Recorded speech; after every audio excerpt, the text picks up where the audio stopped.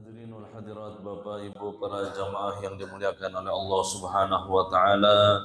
Sebelum mulai ta'lim kita terlebih dahulu mari sama-sama kita berdoa kepada Allah melalui tawassul kita kepada baginda Rasulullah sallallahu alaihi wa alihi wasallam.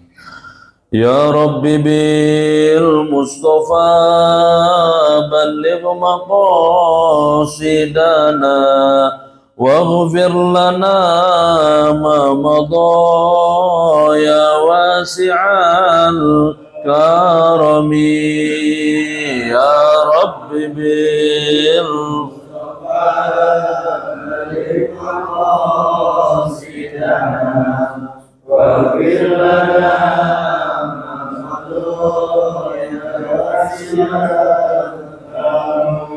Muhammadun sayyidul kaunaini wa saqalain wal fariqaini min urbin wa min ajami ya Rabbi bil Mustafa bil maqasidana waghfir lana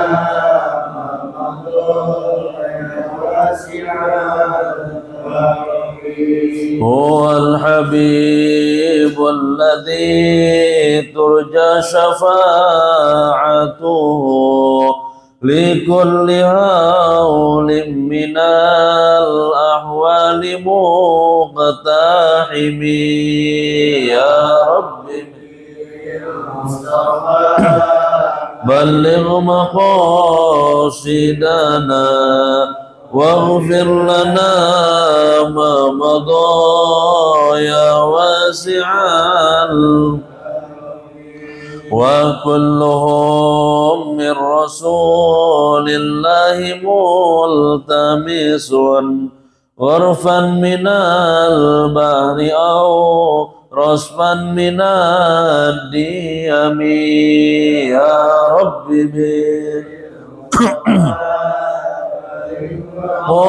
قاصدنا واغفر لنا ما مضى يا واسع بسر الفاتحة بسم الله الشيطان الرجيم بسم الله الرحمن الرحيم الرحمن الرحيم مالك يوم الدين إياك نعبد وإياك نستعين اهدنا الصراط المستقيم صراط الذين أنعمت عليهم غير المغضوب عليهم ولا الضالين بسم الله الرحمن الرحيم السلام عليكم warahmatullahi wabarakatuh.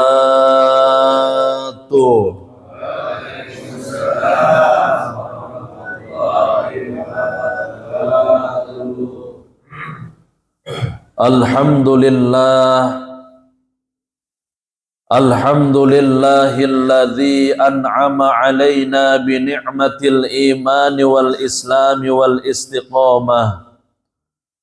Ashhadu an la ilaha illallah wahdahu la syarika lah wa ashhadu anna sayyidana Muhammadan abduhu wa rasuluhu la nabiyya ba'da. Allahumma salli wa sallim wa barik ala sayyidina Muhammadin wa ala alihi wa ashabihi ajma'in amma ba'd. Qalu subhanaka la ilma lana illa ma 'allamtana innaka antal alimul hakim. Hasbunallah wa ni'mal wakil, ni'mal maula wa ni'man nasir, wa la hawla wa la quwwata illa billahil aliyyil. Rabbi shrah li sadri wa yassir li amri wahlul 'uqdatan min lisani yafqahu qawli ya fattahu ya alim walhamdulillahi rabbil. Gimana kabar Bapak Ibu, sehat semuanya? Alhamdulillah. Semoga Bapak Ibu kita semua senantiasa terus diberikan oleh Allah nikmat kesehatan. Selalu oleh Allah diberikan keberkahan dalam nikmat umur yang panjang. Mudah-mudahan dengan sebabnya hadir kita di pengajian, segala dosa dan kesalahan kita oleh Allah diampunkan. Segala kesulitan-kesulitan kita oleh Allah dimudahkan. Segala hajat-hajat kita oleh Allah semoga dikabulkan. Segala penyakit yang ada dalam diri ini semoga oleh Allah segera disembuhkan. Juga untuk keluarga kita, anak-anak kita, orang tua kita, istri kita yang sedang sakit, segera mudah-mudahan oleh Allah diangkat penyakitnya, dihindarkan dari segala musibah dan mara bahaya. Amin ya rabbal alamin. Hadirin wal hadirat, Bapak Ibu para jamaah yang berbahagia dan dimuliakan oleh Allah Subhanahu wa taala. Syukur alhamdulillah. Tidak henti-hentinya hayo kita panjatkan kehadirat Allah Subhanahu wa taala yang tidak henti-hentinya pula telah memberikan limpahan nikmatnya kepada kita. Di antaranya yang paling besar adalah nikmat iman, nikmat Islam, nikmat ihsan, nikmat kesehatan dan umur yang panjang, sehingga kita selalu masih bisa menyempatkan hadir ke majlis yang mulia. Semoga perkumpulan kita di tempat yang mulia senantiasa mendapatkan keridhaan dari Allah Subhanahu wa taala. Hadirin Bapak Ibu yang dimuliakan oleh Allah. Bagaimana tidak dikatakan mulia? Bagaimana tidak dikatakan ini majlis menjadi majlis yang istimewa?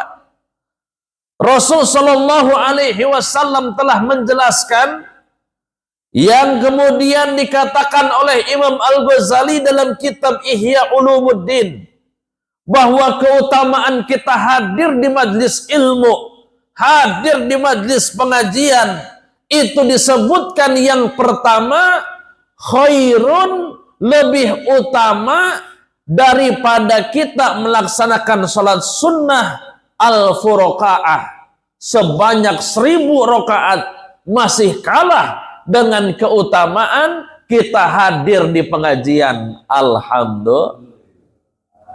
Pertanyaannya, Bapak sanggup nggak sholat sunnah 1000 rakaat? Sanggup apa enggak? Jangankan 1000 rakaat Pak Ustadz, sholat taraweh aja. Maunya kan yang cepat-cepat. Maunya kan yang pendek-pendek. Betul? Segitu bulan Ramadan sedang meningkat keimanan kita, apalagi di luar bulan Ramadan. 12 rakaat atau 11 rakaat aja terkadang kita masih nggak gerutu kalau imamnya bacaan lama, apalagi 1000 rakaat. Udah mah 1000 rakaat belum tentu kita bisa melakukannya. Ternyata itu masih kalah 1000 rakaat kalaupun kita bisa, ketimbang kita hadir di majlis yang mulia seperti ini. Alhamdulillah. Yang kedua, kata Imam Ghazali, dengan kita hadir di majlis yang mulia seperti ini, Pak, di mata Allah khairun, lebih utama daripada minittibai alfi janazatin, daripada kita mengiringi dan kita hadir untuk mentakziahi orang-orang yang sudah meninggal sebanyak 1000 jenazah. Pertanyaannya Bapak, kira-kira dalam satu waktu bisa nggak kita itu untuk ngelayat ke 1000 jenazah di kampung kita? Wah, sepertinya berat banget ya Pak ya. Iya, 1000 Pak. Ya, kadang satu aja kita masih segan. Banyak kesibukan ini itu ya Pak. Belum tentu bisa takziah. Ya. Satu aja kadang di kampung kita ya, yang meninggal belum tentu langsung seperti banyak itu gitu ya. Ketika musim Covid yang meninggal juga di satu kampung nggak mungkin sampai ratusan apalagi ribuan. Kalaupun itu ternyata kita tidak bisa dan memang sepertinya nggak akan bisa, ternyata seandainya pun ada dan bisa, masih kalah keutamaannya dengan kita hadir di majlis ilmu seperti ini. Alhamdulillah. Yang ketiga kata Imam Ghazali, kemuliaan kita hadir di majlis yang mulia di mata Allah khairun min iyadati alfi maridin. Ini lebih utama ya kebaikannya di hadapan Allah ketimbang kita menjenguk 1000 orang sakit. Pertanyaannya, kira-kira mampu nggak 1000 orang sakit kita jengukin atu-atu Pak? Waduh, berat.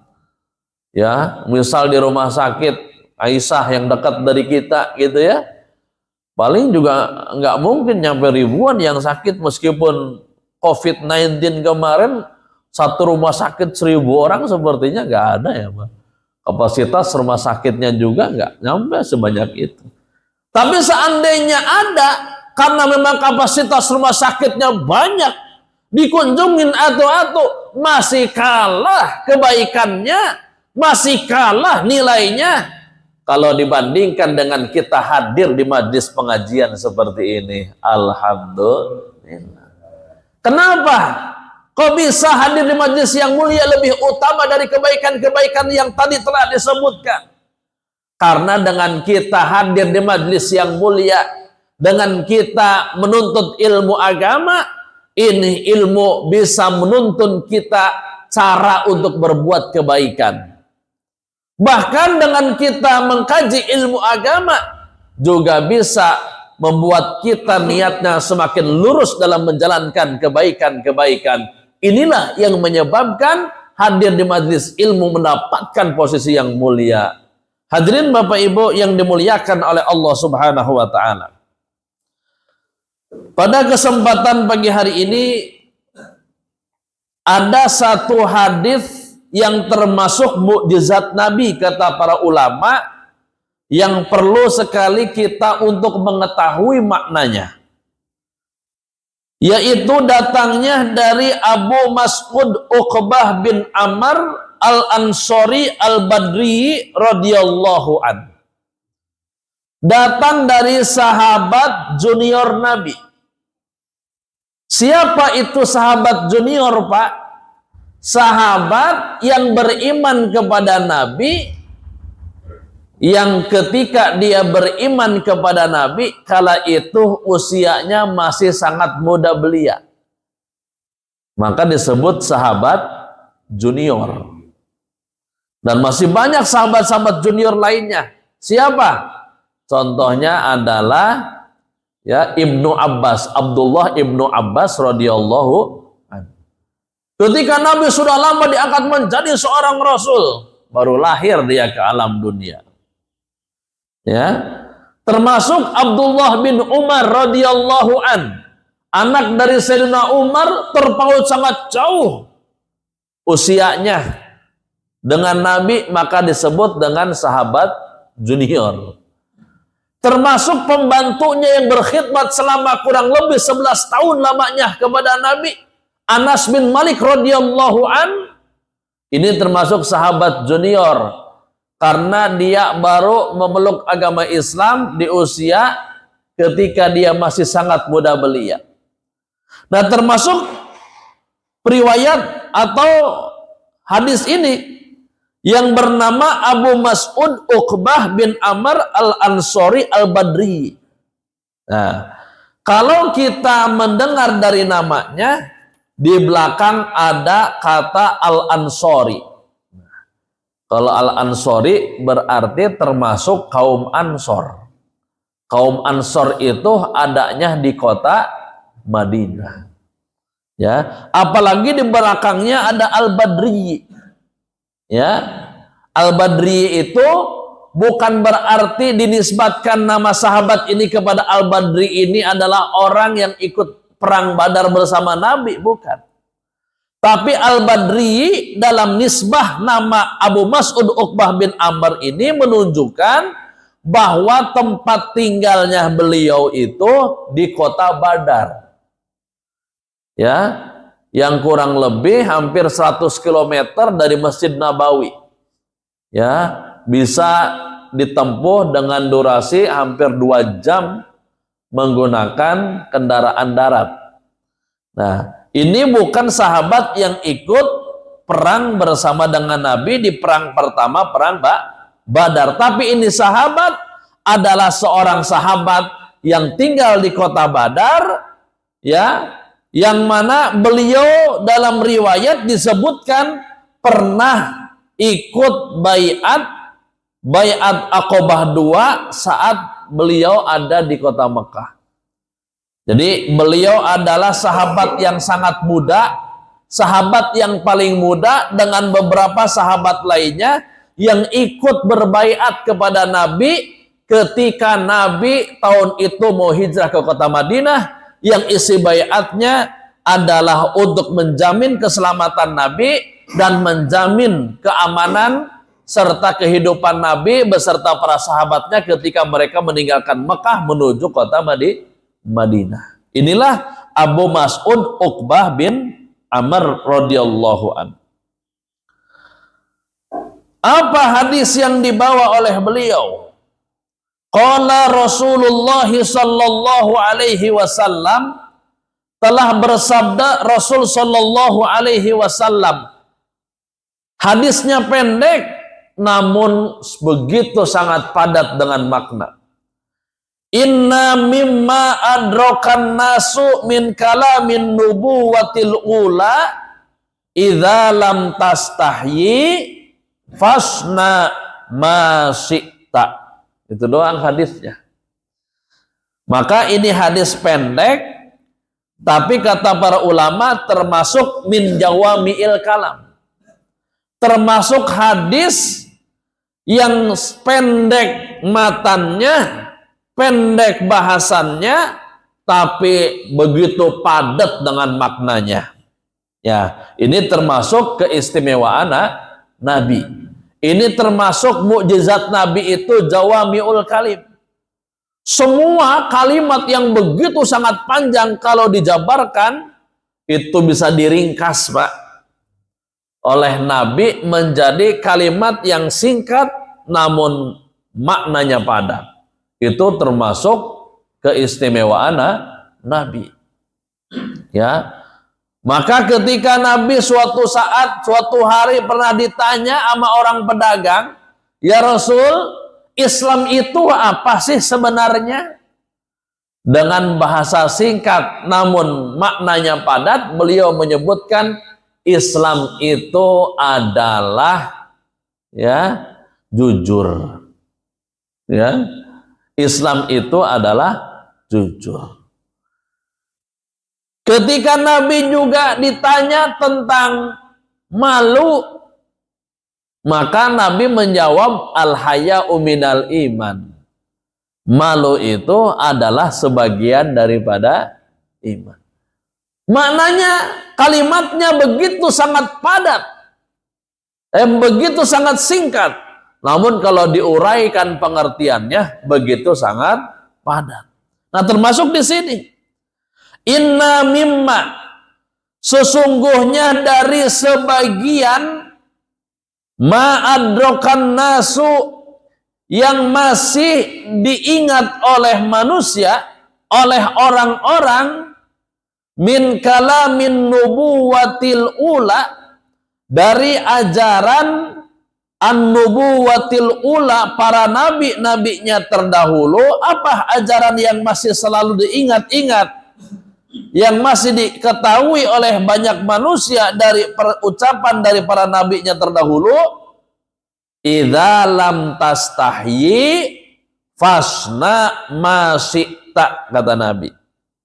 Idza, apabila, lam tastahyi, kalian tidak tahu malu, fasna, maka berbuatlah, ma syi'ta, sesukamu. Rawahul Bukhari, hadis ini diriwayatkan oleh Imam Bukhari. Nah ini kalimatnya singkat, namun maknanya sangat padat. Kalimatnya hanya begini, idza lam tastahyi fasna ma syi'ta. Ini hadis sahih karena diriwayatkan oleh ahlul hadis Imam Bukhari. Nah, kita uraikan makna hadis ini, hadirin Bapak Ibu sekalian. Idza lam tastahyi fasna ma syi'ta. Menurut para ulama ahlul hadis, hadis ini memiliki 3 makna yang berbeda. Yang pertama, makna hadis ini adalah amrun bi makna tahdidi wal wa'idi. Ini adalah perintah, tapi maknanya, unsur kandungan di dalamnya adalah ancaman. Ya, ini perintah tapi bentuknya ancaman. Berarti kalau ancaman biasanya kalimat awalnya apa? Awas aja, gitu kan? Berarti kalau kita artikan dari kalimat hadis ini, bisa jadi awas aja. Kalau sampai nggak tahu malu, kemudian kamu berbuat sedewekmu, sesukamu, awas aja. Nah gitu kan bahasa ancaman lah. Ya, kalau ada ancaman di dalamnya, berarti Allah tidak senang apabila orang itu berbuat sedeweknya, sekehendaknya ketika dia tidak punya malu. Ya, Allah tidak menyukai hambanya karena di situ ada ancaman dari Allah Subhanahu wa taala. Sebagaimana dalam contoh yang lain, Al-Qur'an surah Fussilat ayat 40, Allah berfirman, "I'malu ma syi'tum." Silahkan berbuat sekehendakmu, silahkan berbuat sesukamu, innahu bima ta'maluna basir, karena sesungguhnya Allah melihat apa aja yang dilakukan oleh kamu. Ini kan berarti menunjukkan perintah silahkan untuk berbuat sesukamu, ya, sekeenakmu, tapi ingat, semua apa yang dilakukan oleh kamu ada balasannya. Ini kan berarti menunjukkan bahwa kalau kita berbuat seenaknya, apalagi sampai melanggar norma-norma agama, nanti ada, rasain aja, tunggu konsekuensinya, tunggu aja resikonya. Berarti maknanya kalau ini perintah tapi ada ancaman, berarti dalam kurung sebaiknya jangan sampai dilakukan. Iya Pak ya? Kayak orang tua misalnya nyuruh anaknya, tapi makna nyuruhnya ancaman. Silahkan aja kamu nggak sekolah, tapi awas aja, seminggu ibu nggak akan ngasih uang jajan sama kamu. Perintah untuk boleh tidak sekolah, bolos, tapi ancamannya oleh orang tuanya nggak dikasih uang jajan selama 1 minggu. Berarti maknanya gimana? Ya sebaiknya jangan sampai nggak sekolah kalau ingin kita tetap dapat uang saku harian, kan gitu. Nah sama halnya juga dalam hadis ini, Rasul merintahin kita, fasna ma syi'ta, silahkan kamu mau berbuat apa aja, sedewekmu, sesukamu, tapi awas, hati-hati.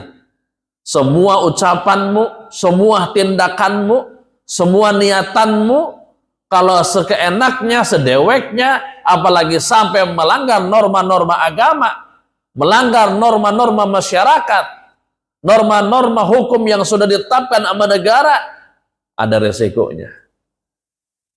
Kamu mencuri hak orang lain, silahkan aja ibaratnya. Kalau memang nggak tahu malu mah. Tapi ingat, konsekuensinya sekecil apapun bentuk korupsi yang kamu lakukan, ya pasti akan ketahuan. Saat di BAP nanti dari mana kamu dapatkan ini semua, kan gitu. Di dunia, oleh hakim, oleh kejaksaan kamu diponis dengan penjara.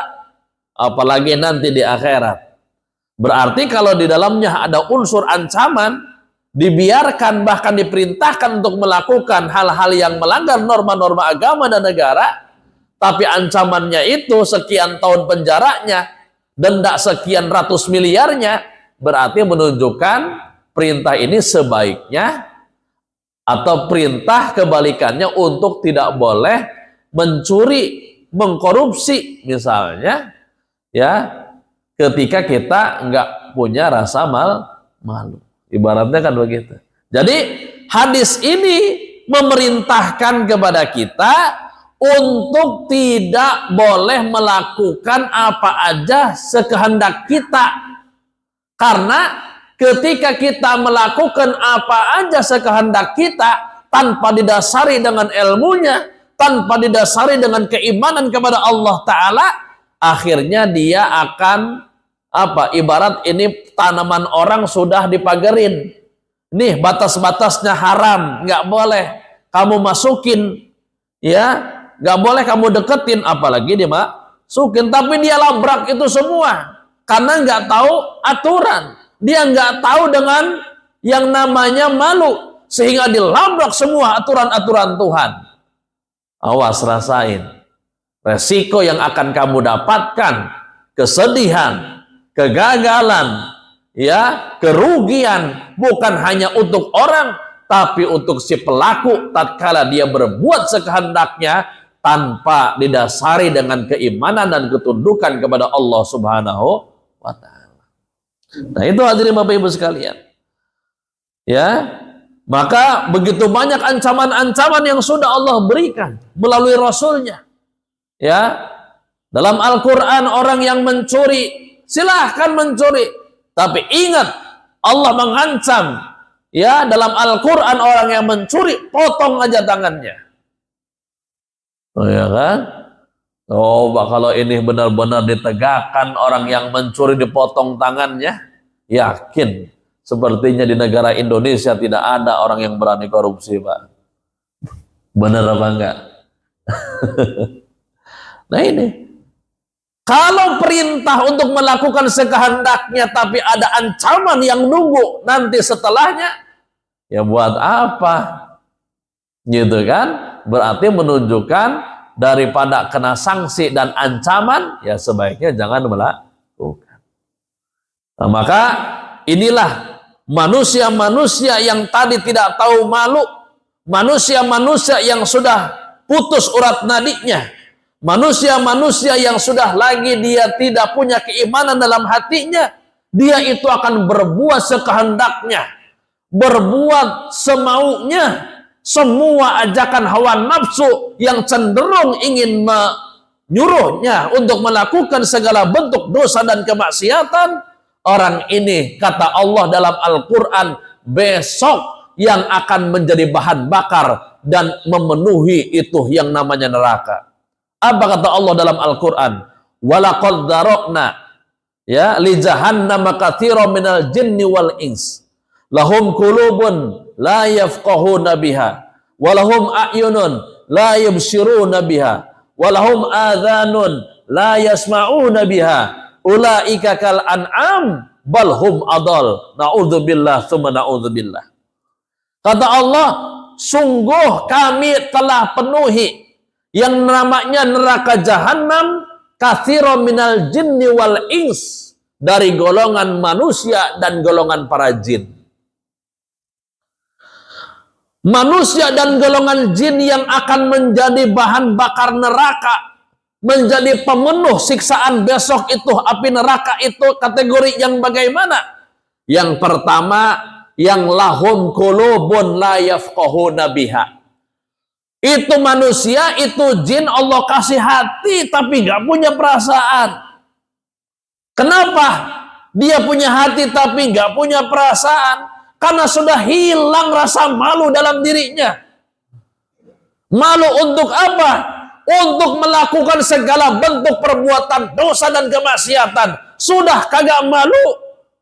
Bahkan dia terang-terangan dia umumkan kejahatan kemaksiatan yang dia telah lakukan. Dengan muka watados, wajah tanpa dosa. Na'udzubillah. Bahkan diumbar di media sosial. Emangnya kenapa? Kata dia begitu. Dasar udah nggak punya rasa malu. Mukanya muka tembok, kupingnya kuping gajah, kulitnya kulit badak.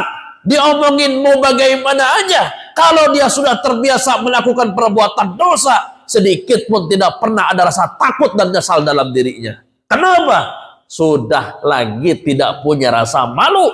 Tinggal rasain aja nanti resiko, konsekuensi, dan kesulitan serta kesakitan yang dia akan dapatkan sepanjang hidupnya. Na'udzubillah. Ini bahaya orang kalau punya hati diberikan oleh Allah, tapi sedikit pun gak punya perasaan.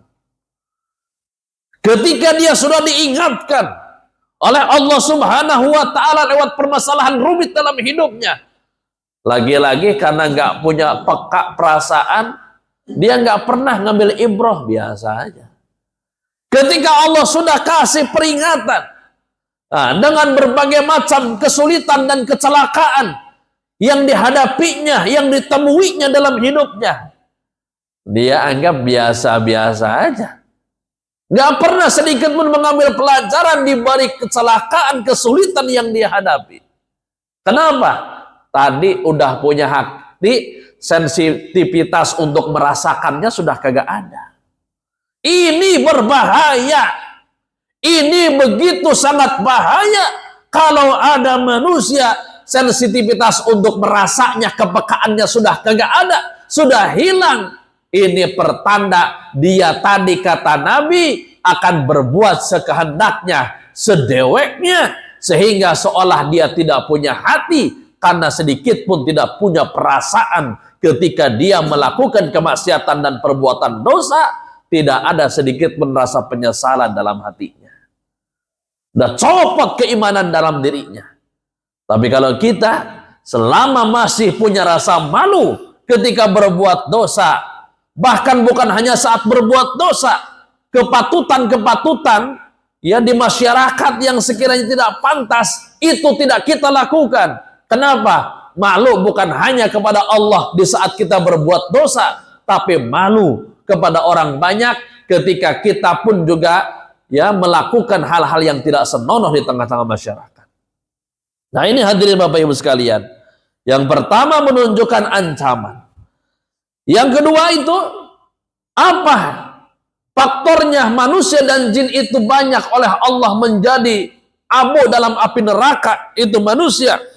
Kedua, lahum a'yunun la yubsiruna biha. Oleh Allah ini jin, oleh Allah ini manusia diberikan yang namanya mata untuk melihat, tapi nggak bisa ngelihat yang namanya kebaikan. Subhanallah. Kita orang beriman insya Allah diberikan mata oleh Allah, dilihat untuk melihat kebaikan, mana yang hak, mana yang batil, mana yang dibolehkan, mana yang dilarang, mana ini kebaikan dan mana ini keburukan, sehingga kita tidak berani berbuat senonoh, tidak berani berbuat semaunya, karena masih ada iman. Iman itu yang mempertebal rasa malu di saat kita mau berbuat dosa dan maksiat. Alhamdulillah. Maka kita mau berdoa, Allahumma arinal haqqo haqqo warzuqna tiba'ah. Ya Allah, tunjukkanlah kepada kami, pergunakanlah mata kami untuk melihat kebaikan. Kemudian anugerahkan kemudahan kepada kami, warzuqna tiba'ah, untuk mengikuti kebaikan yang mata kami lihat. Ngelihat ada teman kita nih Pak, Masya Allah, dalam segi spiritualnya semangat banget sholat jamaahnya. 5 waktu nggak di rumah, di Ar-Rahman.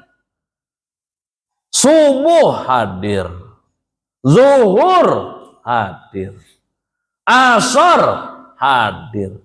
Setiap waktu hadir sholat jamaah di masjid. Aduh, itu kan kebaikan kan? Kemudian kita terinspirasi, termotivasi untuk seperti dia. Berarti doa kita yang selama ini dibaca diijabah oleh Allah Subhanahu. Karena bisa tuh mata ngelihat kebaikan dan mengambil kebaikan dari apa yang mata kita lihat.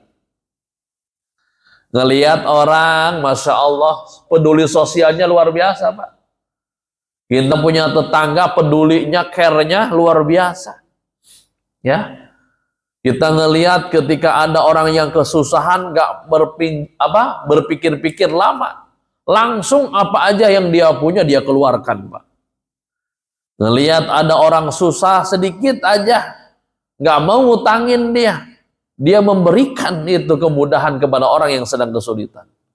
Ya, ngelihat ada orang yang sama sekali dia butuh bantuan, nggak berpikir-pikir lama, meskipun dia harus dengan cara apa, dia begitu sangat peka ketika melihat orang membutuhkan bantuan. Nah, kita nyaksiin tuh tetangga kita seperti itu. Kemudian kita pun terinspirasi, termotivasi untuk melakukan kepekaan, menolong sesama ketika mendapatkan kesulitan. Ini berarti doa kita selama ini diijabah oleh Allah Subhanahu wa Ta'ala. Ini orang beriman. Karena dia diberikan mata oleh Allah, bisa digunakan untuk mendapatkan kebaikan dari apa yang dilihat oleh matanya. Ya. Yang kedua doa kita, wa arinal batila batila warzuqna jatinabah. Apa artinya tuh? Ya Allah, perlihatkan kepada kami al batila, kebatilan. Apa kebatilan itu, Pak? Kemungkaran, kemaksiatan, hal-hal yang tidak diperkenankan secara syariat Islam. Tunjukkan kepada kami, perlihatkan di depan mata kami, ya, dan resiko-resikonya, dan anugerahkan kemudahan kepada kami, warzuqna jatinabah, untuk menghindari, menjauhi dari bentuk kemungkaran dan kebatilan yang telah kau pertunjukkan di depan mata kami. Tuh. Kemudian kita ngelihat, keluar dari masjid, ada maling digebugin warga sampai babak belur. Ini kebatilan bukan, Pak? Kemungkaran bukan, Pak? Diperlihatkan itu oleh Allah di depan mata kita, ternyata merugikan orang, mencuri barang-barang orang, resikonya di dunia aja digebugin warga. Ya Allah, akhirnya ini menjadi sebuah pecutan untuk kita. Ya, ternyata resikonya seperti ini ya. Kalau nggak tahu malu tuh, di dunia aja habis dia fisiknya. Akhirnya kita ngambil ibrah untuk menjauhi. Jangankan merugikan orang banyak, merugikan orang sedikit aja kita punya rasa takut luar biasa. Berarti doa kita selama ini diijabah oleh Allah. Termasuk orang yang ngetrek bawa motor di jalanan, brrr, gitu kan. Di atas 120 km dia kalau jalan malam-malam lagi. Jatuh terpeleset, nabrak apa di depan kita. Seketika berdarah, mati di tempat, Pak. Itu kan kebatilan juga. Ya. Kemudian kita apa? Berlindung kepada Allah. Akhirnya lebih hati-hati dalam mengendarai motor. Ini adalah bagian daripada doa-doa kita.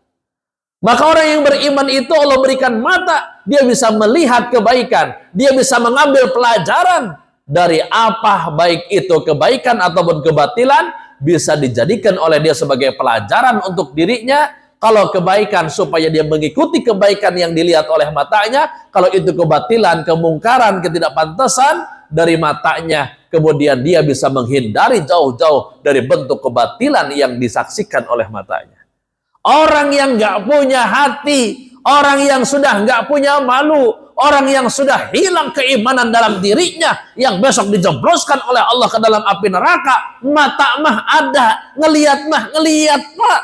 tapi nggak pernah sedikit pun dalam kebaikan dia membenarkan dan mengikutinya, dan dalam kebatilan tadi tidak sedikit pun dia ada upaya untuk meninggalkannya.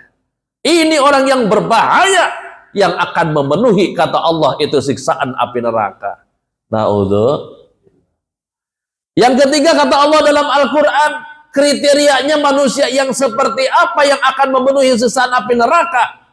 Manusia dan jin itu lahum adzanun la yasma'una biha. Mereka dulu di alam dunia dikasih kuping, semua adil. Dua. Kupingnya beda-beda. Ada yang gede, ada yang kecil. Tapi alatnya sama, fungsinya sama untuk mendengar. Tapi orang yang nggak beriman, orang yang nggak tahu malu, dia diberikan oleh Allah pendengaran, tapi ini telinga nggak bisa dan nggak pernah dia untuk mendengarkan kebaikan. Sehingga yang dia dengar keburukan, yang dia dengar kejahatan, yang dia dengar kesalahan, tidak pernah ada sedikit pun yang dia dengar dari nilai-nilai kebaikan dan keridhaan. Sehingga orang yang demikian selalu mudah suudzon. Sehingga orang yang demikian mudah untuk menyalahkan orang. Orang yang selama ini selalu mendengarkan yang buruk-buruk, dia selalu mengucilkan orang dan tidak pernah sedikit pun dia memandang kehormatan orang. Na'udzubillah. Nah itu hadirin Bapak Ibu. Mereka adalah orang-orang yang akan memenuhi siksaan api neraka. Bahkan Allah sebutkan kalau sudah ada yang demikian, ulaika kal an'am, maka mereka itu manusia atau jin seperti layaknya binatang. Balhum adal, bahkan mereka akan jauh lebih hina, jauh lebih tersesat daripada binatang.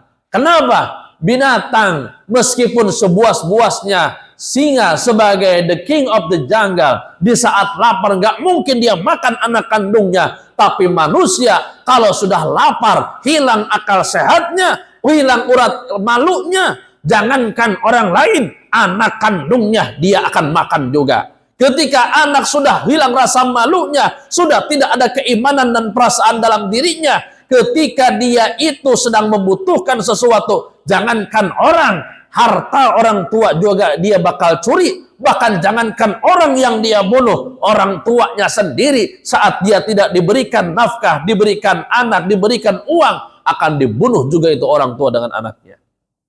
Ini manusia bahaya. Maka banyak kejadian kriminal-kriminal yang kita saksikan, anak membakar orang tuanya. Orang tua yang sudah nggak punya rasa malu, menjinahi, menyetubuhi anak kandungnya.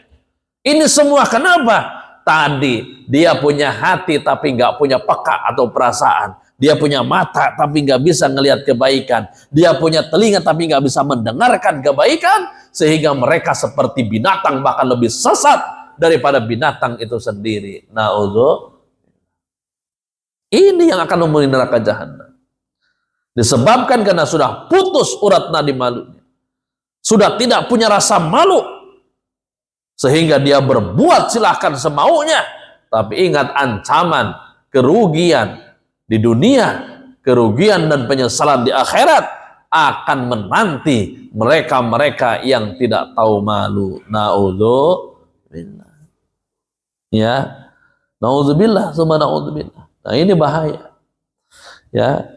Orang yang nggak tahu malu, ya akan berbuat semaunya. Ya, padahal junjungan kita baginda Nabi besar Muhammad sallallahu alaihi wasallam kana asaddu hayaan minal adra'i fi khidriha. Nabi kita itu adalah manusia yang sangat pemalu. Pak, kita punya nabi, kita punya junjungan juga seorang manusia yang sangat malu. Pemalu Rasulullah. Ya. Seorang manusia yang sangat bahkan minal adra'i fi khidriha, malunya Rasul lebih pemalu daripada gadis yang sedang dipingit di rumahnya. Tuh kata hadis Nabi.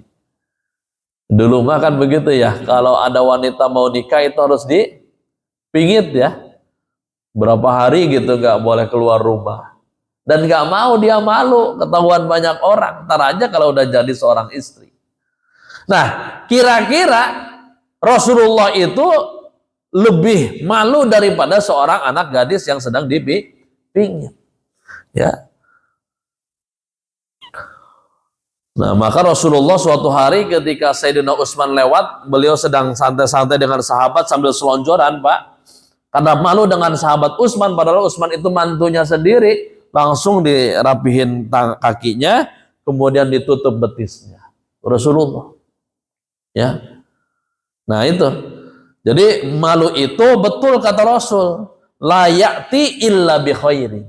Malu itu nggak akan mendatangkan kecuali mendatangkan kebaikan. Ya. Jadi kita harus punya rasa malu. Karena malu itu adalah tadi akan mendatangkan kebaikan, akan ngerem kita. Bukan hanya sebatas ngerem dari perbuatan dosa, tapi rasa malu itu bahkan akan ngerem kita untuk tidak berbuat senonoh di tengah-tengah masyarakat, meskipun ini peraturan bukan bersumber dari Tuhan. Kalau punya rasa malu, yakin dia nggak mau melakukan hal itu kalau bertentangan dengan norma-norma masyarakat. Kegiatan RT ada kegiatan misalnya gusih minggu bersih. Instruksi Pak RW, selokan-selokan kita paculin. Ya, instruksi Pak RT misalnya rumput-rumput yang ngalangin selokan air jalan, rapihin misalnya. Kemudian kita nggak ikut nimbrung gitu kan, padahal itu kewajiban semua warga. Ini bukan perintah dari Tuhan, tapi ini norma yang sudah ditetapkan di tengah masyarakat. Pasti kalau dia punya rasa malu, nggak mungkin dia nggak hadir. Iya, minimal kalau dia gak bisa karena sedang sakit, makanan keluar. Bener apa enggak? Teh hangat keluar. Pak RT, mohon maaf saya nggak bisa nimbrung nih, gak enak badan. Tapi untuk masalah teh hangat udah saya siapkan. Oh, kalau dia punya rasa malu, ya. Jadi rasa malu itu betul la ya'ti illa bi khairin, nggak akan ngedatangin kecuali akan mendatangkan kebaikan. Ya. Nah, inilah pentingnya kita punya rasa malu. Yang kedua, hadirin Bapak Ibu sekalian, maknanya kata para ulama ahlul hadis dari hadis yang singkat ini, idza lam tastahyi, jika kamu nggak tahu malu, fasna masita, maka silahkan berbuatlah sekehendakmu. Maknanya amrun bimaknal khobar. Ini perintah, tapi esensinya adalah pemberitaan. Ini perintah, tapi maknanya adalah pemberitahuan. Berarti kalau masuk ke dalam kategori pengertian ini, dari hadis itu kita bisa interpretasikan bahwa ya kata Rasul mengabarkan orang yang udah nggak punya rasa malu mah, dia itu akan berbuat sekehendaknya. Orang yang sudah hilang rasa malunya, dia akan berbuat sesukanya. Nih informasi yang diberikan oleh Nabi kepada kita. Nah, beda dengan hadis innamal a'malu binniyati wa innamal likulli imri'in ma nawa. Apa artinya, Pak? Sesungguhnya amal itu tergantung nih niat. Wa innamal likulli imri'in, dan sesungguhnya untuk orang itu akan mendapatkan apa yang dia niatkan.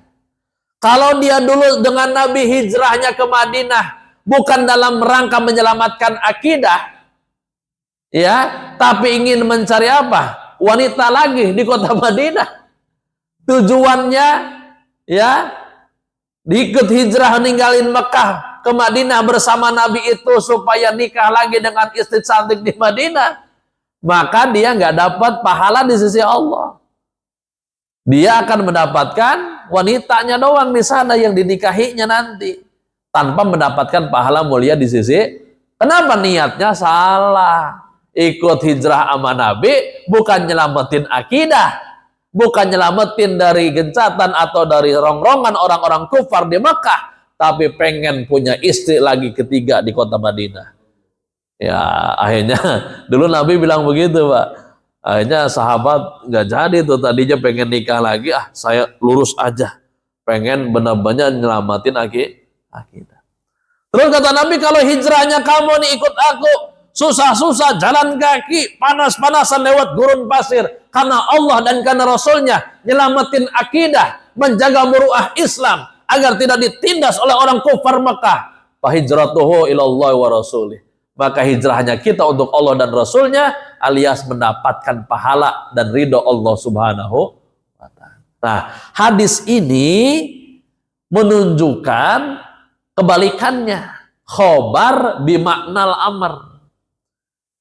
Ya, berita tapi esensinya adalah perintah. Innamal a'malu binniyat, sesungguhnya amalan itu tergantung niat. Artinya, kalau amalan kita ingin diterima oleh Allah, luruskan niat. Gitu kan perintahnya begitu. Harus meluruskan niat sebagai syarat sempurna, apalagi syarat sah suatu amalan. Ini berita hadisnya, redaksinya bermakna khobar, pemberitahuan dari Nabi bahwa sesungguhnya amalan itu tergantung niatnya orang, berarti menunjukkan perintah untuk meluruskan niat, untuk membenarkan niat di saat kita beramal. Gitu kan? Nah, ini kebalikannya. Ini mah perintah yang bermakna berita. Dari kata fasna masyita, berbuatlah silahkan sekehendakmu, itu kan perintah. Tapi maknanya adalah berita yang memberitakan bahwa orang yang sudah nggak punya lagi rasa malu, dia akan berbuat seenaknya. Nauzubillah, summa nauzubillah. Kalau orang udah berbuat seenaknya, semaunya, ya udah nggak lagi dia memikirkan itu masuk akal atau enggak. Sehingga nanti ketika sudah berbuat berlebihan dalam hidupnya, penyesalan demi penyesalan terus yang akan dialaminya. Orang yang akan udah hilang rasa malunya akan berbuat apa aja tadi kata Nabi. Nauzubillah, dia akan melabrak, nggak mikir ini halal atau haram, Pak. Nggak mikir lagi dia dibolehkan atau dilarang, yang dia pikirkan satu, bagaimana perutnya kenyang. Kalau orang sudah memikirkan tidak lagi halal haram, tidak memikirkan dibolehkan atau dilarang, yang penting perutnya kenyang, maka masuk ke dalam ancaman hadis Nabi SAW, man lam yubal min ainak tasabahul mal, lam yubalillah min aibabin adkhalahullahu nar. Siapa orang yang sudah lagi tidak punya rasa malu, sehingga tidak memperdulikan dari mana itu harta dia dapatkan, halal atau haram tidak pernah dipikirkan, maka Allah pun tidak akan pernah sedikit pun memperdulikan nanti dari arah mana aja dia dijebloskan ke dalam siksaan api neraka.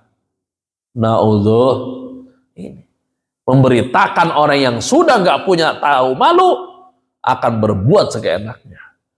Berarti makna yang sebaliknya, kita harus tahu mal agar tidak berbuat semaunya, agar ada batasan-batasan. Itulah batasan yang disebut adalah keimanan dan ilmu yang ada dalam diri kita, untuk tidak mau berbuat sekehendaknya, tapi semua ada peraturannya. Ya, maka pemain bola itu nggak bisa dia bermain seenaknya di dalam lapangan dengan waktu yang singkat 90 menit, ada wasitnya. Sekesal apapun ini para pemain bola dengan lawannya, nggak bisa saat main bola dia itu gigit daging orang kayak Suarez gitu. Nggak bisa. Sekalah nyesek bagaimanapun kita oleh lawan kemudian lantas menghajar mereka. Nah, yang ada nanti resikonya di kartu merah sama pemimpin pertandingan, yaitu wasit. Nah, sama kehidupan itu digambarkan oleh para ulama, tidak ubahnya seperti kita sedang main bola. Hanya 90 menit, 45 pertama, 45 kedua. Kalau terlalu euforia, nikmat-nikmat dalam bermain, Pak, lupa ninggalin lapangan. Padahal ajal sudah siap menanti. Semakin lama dia berlaga-laga di atas arena, sebenarnya menjemput kematian itu sedang terus mengintai kita. Ya, jadi begitu hadirin Bapak Ibu sekalian.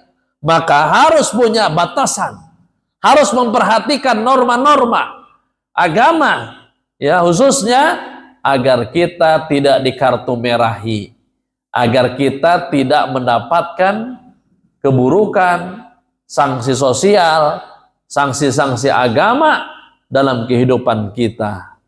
Itulah pentingnya kita punya rasa malu. Hadirin Bapak Ibu yang dimuliakan oleh Allah Subhanahu wa taala. Kemudian yang berikutnya, yang terakhir, hadis ini maknanya adalah amrun bi fi'li ma yasha. Perintah untuk melakukan apa aja selama di situ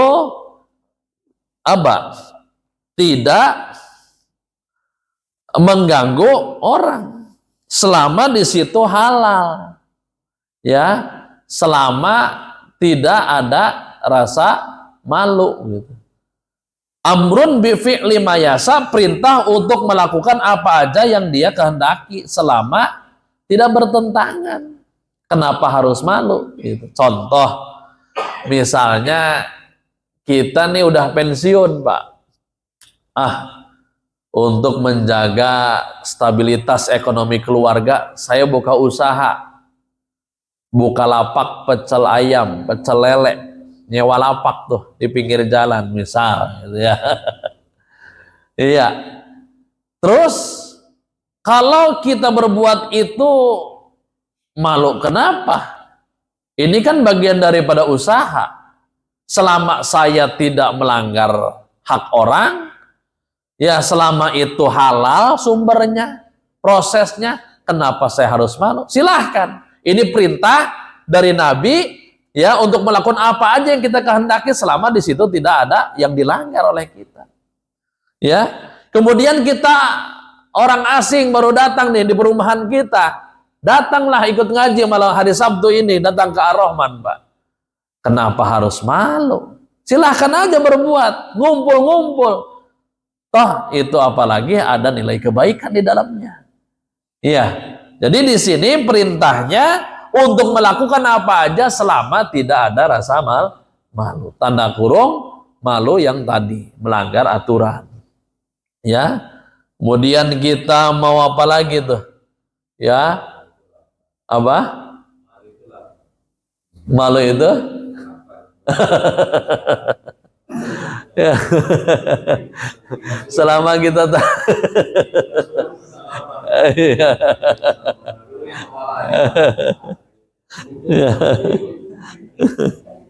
ya. Nah, sebagai penutup hadirin Bapak Ibu sekalian, ya. Silakan aja kalau nggak tahu malu mau berbuat semaunya gitu. Tapi ya harus ngelihat kira-kira pantas enggak kan gitu. Patut enggak, layak tidak gitu kan. Iya, misalnya habis kerja bakti nih di RT lingkungan kita, habis kerja bakti kan biasa makan-makan. Orang baru datang dari tempat kerja, datang ke situ langsung nimbrung makan. Paling dibanyolin sama teman, nggak tahu malu gitu. Baru datang langsung nimbrung makan, orang mau kerja dulu gitu kan. Ya silakan aja kalau nggak tahu malu mah gitu ya. Tapi malu yang dimaksud di sini artinya tadi selama tidak ada yang dilanggar aturan-aturan agama ataupun masyarakat, silakan berbuat semaunya. Kayak tadi buka lapak, buka usaha, oh halal kok. Saya buka usaha gas, saya ada izinnya, tidak ada yang dilanggar norma-normanya, kenapa saya harus malu? Saya bersilaturahmi sama tetangga, sama keluarga, door to door, kita duluan yang datang, lah kenapa harus malu? Toh apalagi ada nilai kebaikan di dalamnya. Jadi ini perintah untuk melakukan apa aja selama di situ tidak ada norma-norma yang dilanggar. Apalagi bisa menghadirkan kebaikan, silahkan aja. Karena Allah Subhanahu wa taala Tuhan kita disebutkan kata Nabi, innallaha hayyun karimun. Allah aja maha malu dan lagi maha pemurah. Idza rafa'al abdu ilaihi yadaihi yastahi ayyaruddahuma safran hatta yadu'a fihi ma khair. Kata Nabi, Allah itu sangat pemalu dan sangat pemurah. Jadi ketika ada hambanya yang berdoa mengangkat kedua tangannya, yastahi, Allah malu, gak enakan gitu ya. Ketika mengembalikan ini hamba tangannya ke bawah, sofron dalam keadaan kosong, sebelum Allah letakkan di dua tangannya khairan, kebaikan dan pengijabahan doa yang dikabul. Ya, kayak kita aja nih Pak, udah datang melas-melas mohon bantuan, nyampe rumah nggak dikasih bantuan, kira-kira gimana? Kita yang punya perasaan mah gitu ya, kita yang nggak enakan mah, apalagi bantuan ini untuk orang banyak, udah melas-melas muji-muji kita ya, bahkan disuruh ngamen dulu, ngaji dulu depan kita, nggak dikasih apa-apa, kayaknya gimana gitu ya. Nah, walillahi matalul a'la, dan perumpamaan untuk Allah lebih dari itu semua. Kita aja kadang nggak enakan ya, ketika nggak ngasih, orang sudah minta-minta melas-melas, apalagi Allah. Kita sudah melas-melas, nangis-nangis, nunduk-nunduk, muji-muji Tuhan, minta kebaikan-kebaikan dari Tuhan. Allah malu ayyaruddahuma, ketika tangan diturunkan sementara Allah belum letakkan kebaikan apa yang dia minta dalam doa dan permohonan. Allah sangat malu, Allah sangat gak enakan sebelum dia diturunkan itu tangan, Allah sudah letakkan kebaikan dan doa yang diijabah. Maka harus banyak berdoa Pak. Dan kalau doa berdasarkan hadis ini, diangkat tangannya Pak. Apalagi sambil melas-melas mintanya Pak sama Allah. Jangan hanya minta duit kita melas-melas. Minta pertolongan harus jauh lebih melas, lebih susah, lebih berharap. Bahkan kita itu hadirkan tangisan agar Allah lebih mudah memberikan doa dan kebaikan dari doa yang kita panjatkan. Amin ya robbal alamin. Hadirin Bapak Ibu yang dimuliakan oleh Allah Subhanahu wa taala, demikianlah taklim kita pada kesempatan pagi hari ini. Semoga apa yang kita pelajari pagi hari ini dari hadis idza lam tastahyi, makna apa, pasna masita, kalau enggak tahu malu maka berbuatlah sekehendakmu, kita bisa mengambil ibrahnya dan kita bisa ambil hikmahnya, kemudian kita bisa terapkan dalam kehidupan kita sehari-harinya. Amin ya rabbal alamin. Demikian, mohon maaf atas segala kekurangan. Ihdinas siratal mustaqim, wallahul muwafiq ila aqwamit thoriq. Wassalamualaikum warahmatullahi wabarakatuh.